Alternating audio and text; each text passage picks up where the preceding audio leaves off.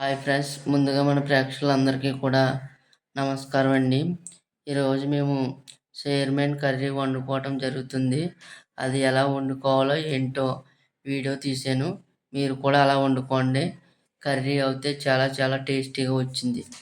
ముందుగా ఫ్రెష్ చింతకాయలు తెచ్చుకున్నాం. తెచ్చుకుని దాన్ని ఒక బౌల్‌లో వేసి వాటర్ వేసి బాగా బాయిల్ చేసామన్నమాట.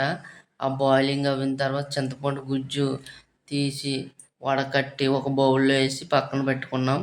దాని తర్వాత శనగకాయల పత్రం మీద ఎల్లుల్లిపాయలు, ధనియాలు, గసగసాలు, లవంగాలు, ఉల్లిపాయలు, పచ్చిమిరపకాయలు ఇవన్నీ వేసి బాగా దంచుతున్నాం శనగకాయల పత్రం మీద. చూసారు కదా! సారీ, దంచటం కాదు, నూరుతున్నారు.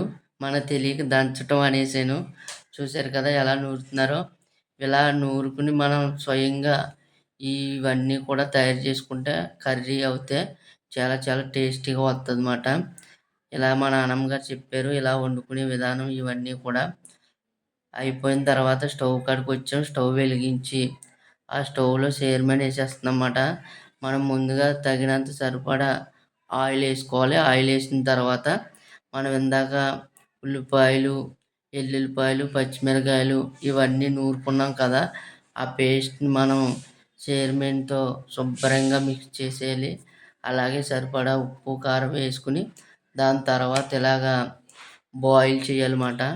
ఇది మనకి ఎంత బాయిలింగ్ అవుతే అంటే బాగా మగ్గాలి. ఎంత బాగా మగ్గితే అంత టేస్టీగా ఉంటుందన్నమాట ఈ కర్రీ. ఇలా మగ్గిన తర్వాత మేము కొత్తిమీర, కరివేపాకు ఇవన్నీ వేసామన్నమాట. అబ్బబ్బా! మంచి స్మెల్ వస్తుంది కర్రీ అయితే. ప్రతి సంవత్సరం ఇలా నేచురల్‌గా వండుకుంటాం ఈ కర్రీ.